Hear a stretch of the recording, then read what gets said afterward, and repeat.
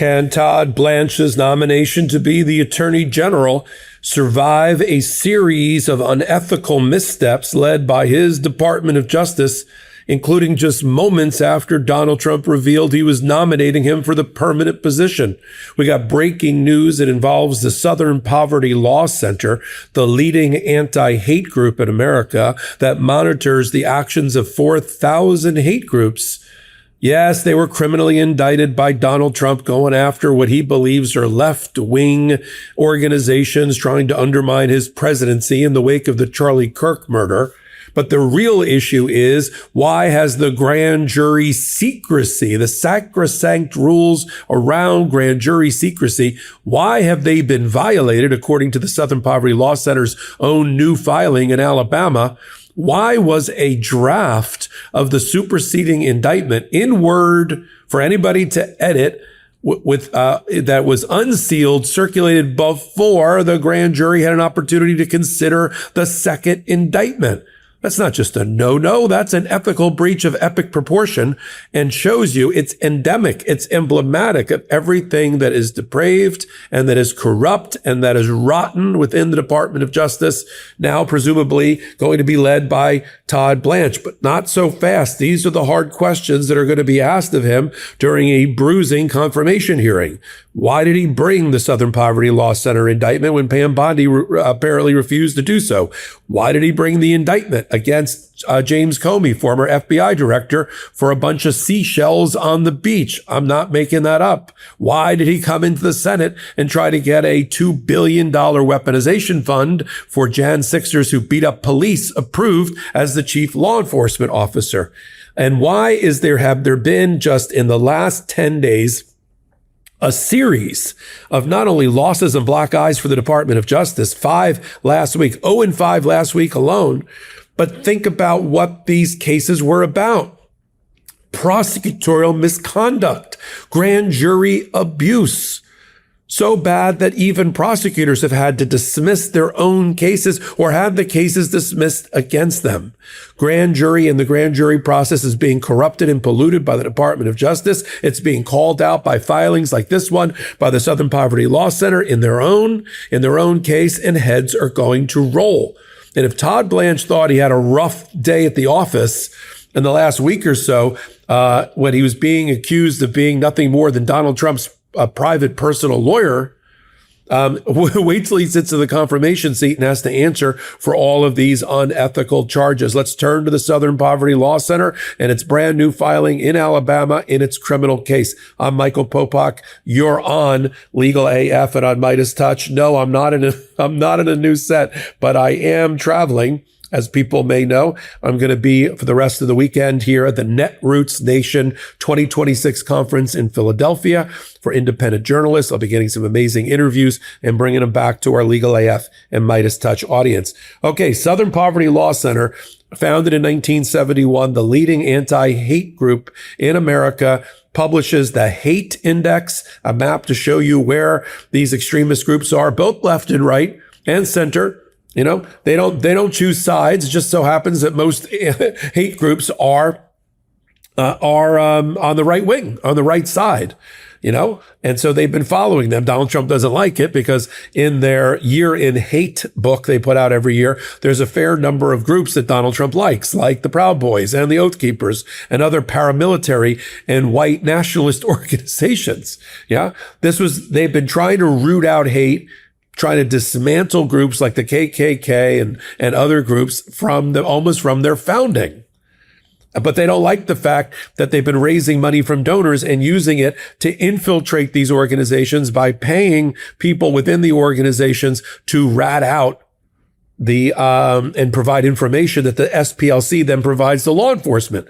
That had been working perfectly for years until Kash Patel got in office, and he threw up his hands and says, we're not going to work with the Anti-Defamation League. We're not going to work with the Southern Poverty Law Center any longer.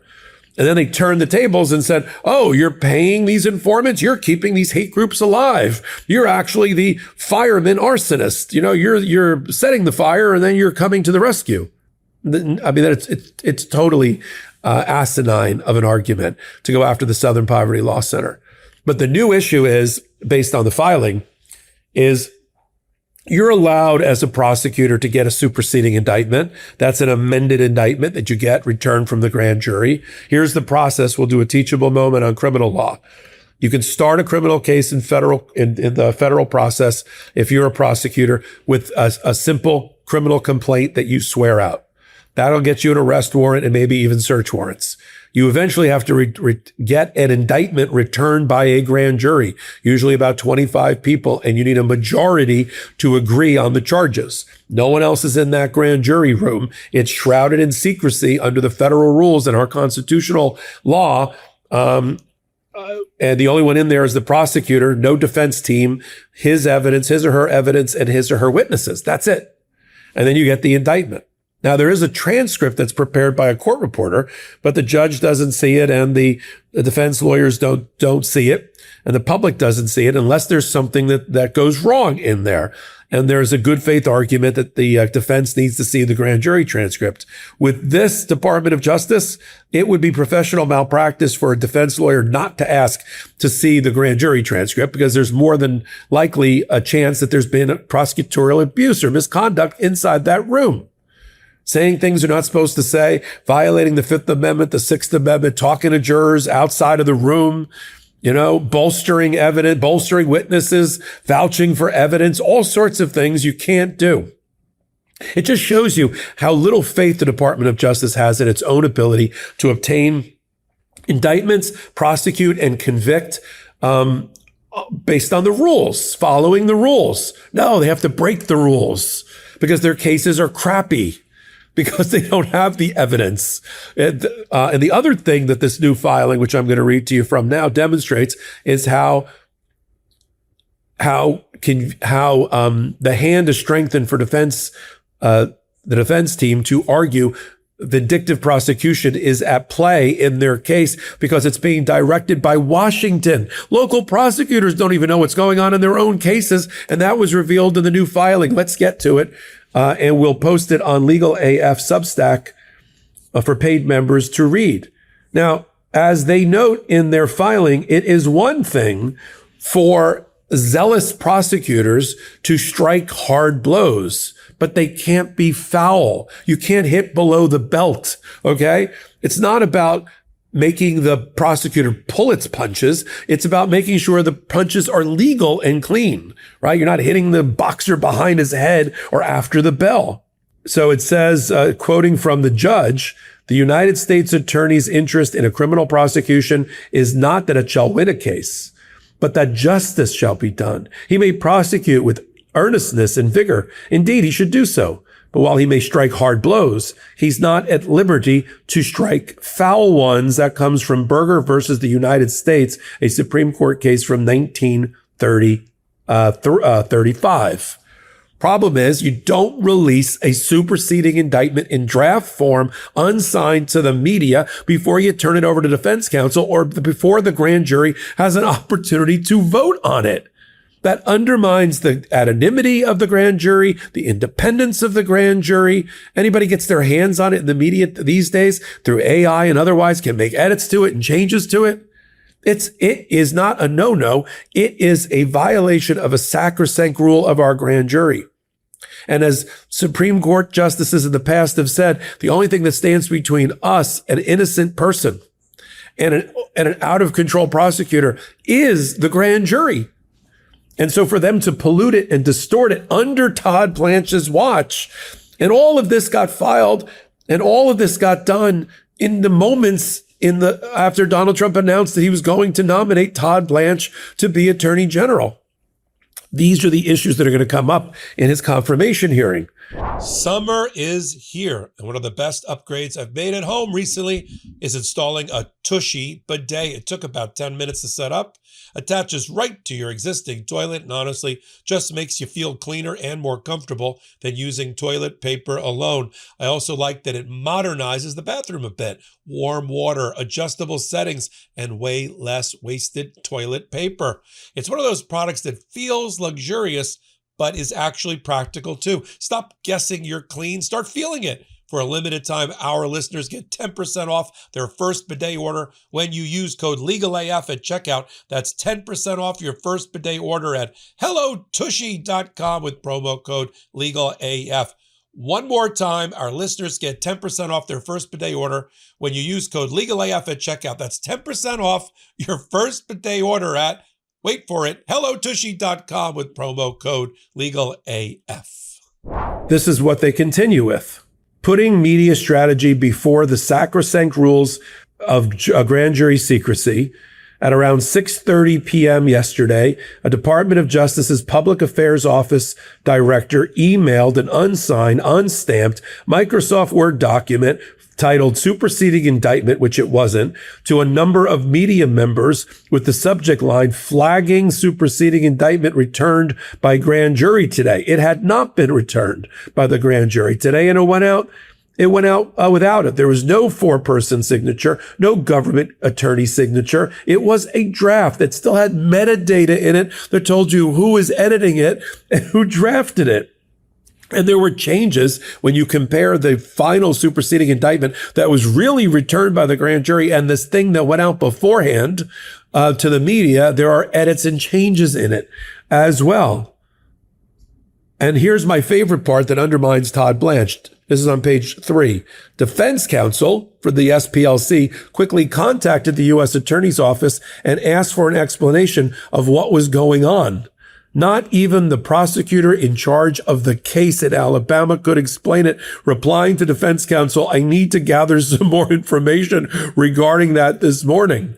At 11:30 last night, 2 media outlets had issued stories discussing the contents, but doing a caveat that it seemed not to have ended up on the docket yet. I mean, this is horrendous. And Todd Blanche knows better. He already got caught lying about the SPLC in the media, and it ended up being part of a motion to gag the Department of Justice before this judge. Play the clip of Todd Blanche.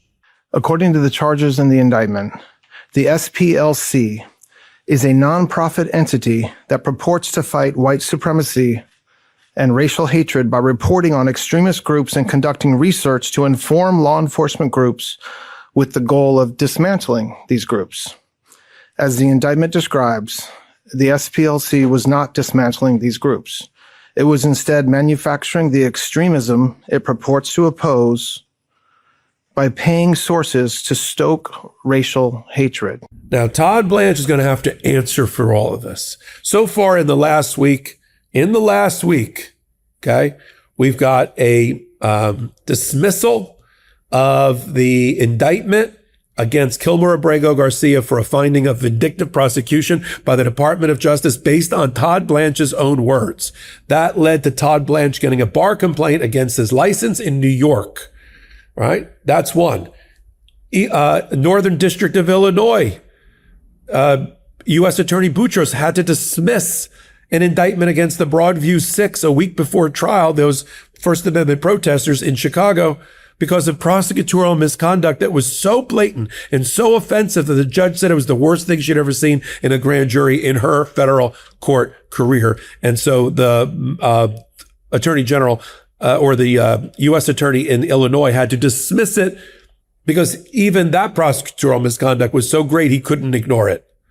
Then you've got a judge who not only blocked the weaponization fund, but you have another judge in Miami that's questioning whether Donald Trump, Todd Blanche, the Department of Justice, and the FBI committed a fraud on the court. A fraud on the court and deceit on the court in setting up the weaponization fund and the settlement.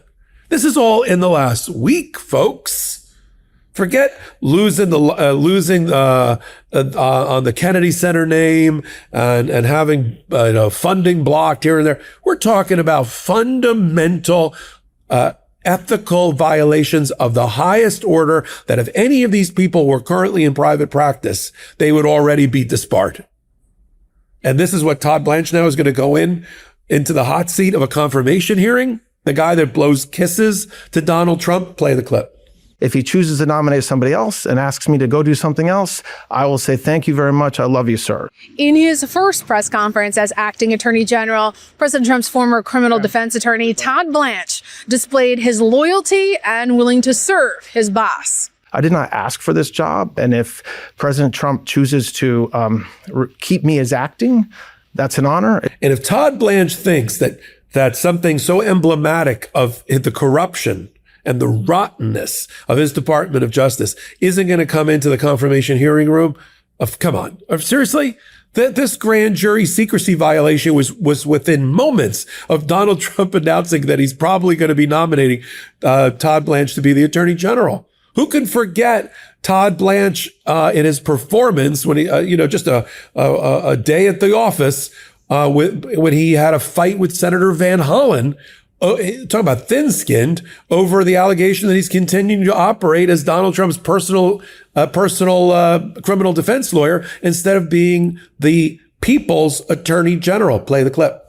Will you agree that before you proceed with this fund, a federal judge will sign off and approve it? Will you agree to that? Federal judge. Any independent authority? What does that mean, an independent authority? What does that means mean? Not somebody who's getting to pick 5 of the members who was the president's former personal attorney.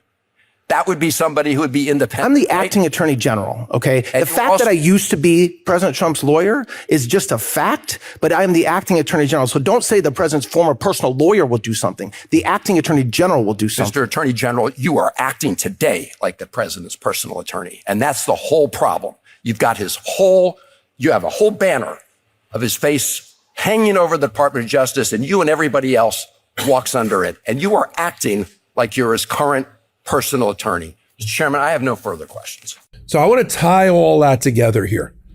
Yes, the Southern Poverty Law Center makes a very compelling argument in their motion, and the judge should sanction all of the lawyers involved. But when you look at it, it also shows you the corruption of the Department of Justice. The fact that the local prosecutor did not know about the leak from Washington. This will also strengthen the hand of the Southern Poverty Law Center's motion to dismiss for vindictive prosecution, because it'll show that the vindictiveness emanates from Washington. Doesn't have to be the local prosecutor. That's a puppet. That's a crash test dummy. These decisions are being made by Todd Blanche, and the proof of the pudding is in that motion. I'm going to continue to follow it. You're on Legal AF and I'm MeidasTouch. I'm Michael Popok, traveling at Netroots in Philadelphia, but doing my reporting as always. So until my next report, take a minute, come over to Legal AF YouTube channel and hit the free subscribe button. Until my next report, this is Michael. Can't get your fill of Legal AF? Me neither. That's why we formed the Legal AF Substack. Every time we mention something in a hot take, whether it's a court filing or a oral argument, come over to the Substack. You'll find the court filing and the oral argument there, including a daily roundup that I do called, wait for it, Morning AF. What else? All the other contributors from Legal AF are there as well. We got some new reporting. We got interviews. We got ad-free versions of the podcast and hot takes. Where? Legal AF on Substack. Come over now to free subscribe.